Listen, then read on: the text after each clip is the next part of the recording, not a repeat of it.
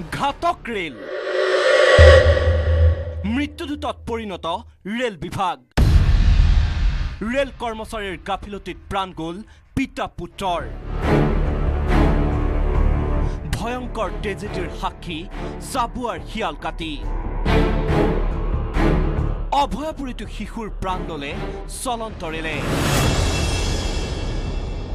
বিয়া পাতিবলৈ সাজু হৈছিল তিনিচুকীয়াৰ সফল ডেকা অৰ্ণৱ গাৰ্গ শৰ্মা কইনাক আঙঠি পিন্ধাই যোৰহাটৰ পৰা হাঁহিমুখে উভতি আহিছিল অৰ্ণৱ আৰু পিতৃ-মাতৃ ঘৰৰ আটাইতকৈ সুখৰ খবৰটো বৰপুত্ৰক দিবলৈ শিয়ালকাটি চাহ বাগিচালৈ গৈছিল তিনিও কিন্তু শিয়ালকাটি ৰেলৱে ক্ৰছিঙত ঘটিল হৃদয় বিদাৰক ঘটনা প্ৰচণ্ড গতিৰে অহা ৰাজধানী এক্সপ্ৰেছে মহতিয়াই নিলে অৰ্ণৱহঁতৰ I-20 বাহনখন লগে লগে থানবান হ'ল অৰ্ণৱৰ নতুন জীৱনৰ পাতনি মেলাৰ সকলো সপোন ভয়ংকৰ দুৰ্ঘটনাটোত থিতাতে নিহত হয় অৰ্ণৱ গাৰ্গ শৰ্মা আৰু তেওঁৰ পিতৃ বিমল কুমাৰ শৰ্মা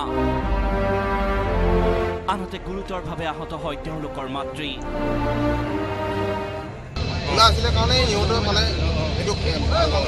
ট্ৰেইন আহি আছে লেভেল ক্ৰছিং খোলা আছে তাৰপৰা ইয়ালৈকে চুচুৱাই আনিছে কাৰ গাফিলতিৰ বাবে হ'বলৈ পালে এই শোকাবহ দুৰ্ঘটনা পৰিয়ালৰ অভিযোগ ৰেলগেটৰ সুৰাসক্ত কৰ্মচাৰীয়ে বন্ধ কৰা নাছিল ৰেলগেট সুৰাসক্ত কৰ্মচাৰীৰ চূড়ান্ত গাফিলতিতে কৰুণ মৃত্যুক সাৱটি ল'বলগীয়া হ'ল পিতা পুত্ৰই কৰ্মচাৰী আছিল তেখেত বোলে নিচাত আসক্ত হৈ ডিউটিত আছিল নে নাছিল সেইটো আমি এতিয়ালৈকে গম পোৱা হোৱা নাই কিন্তু তাৰ বিপৰীতে ৰেল কৰ্মচাৰীৰ অভিযোগ দীৰ্ঘদিনে বেয়া হৈ আছিল শিয়ালকাটি ক্ৰছিঙৰ ৰেল গেটৰ লক এটা চক মাৰিছিলে চক মাৰি আমাৰ লাইটৰ যোগাযোগটো একেবাৰে বন্ধ হৈ থাকিলে মই দুখো পাইছোঁ কাণত দুখ পাইছোঁ আৱাজ যিটো হ'ল তাৰপিছতে এইটো গেটটো লগটো কেতিয়াবা এৰ খাই যায় দাং খাই যায় কিবা প্ৰেছাৰ পালে দাং খাই যায় ইফালে বৰষুণ দিলে জাপি লোৱাৰ নীতিৰেই দুটা জীৱন নিঃশেষ হৈ যোৱাৰ পিছত ঘটনাস্থলীত উপস্থিত হ'ল ৰেল বিভাগৰ উচ্চপদস্থ বিষয়া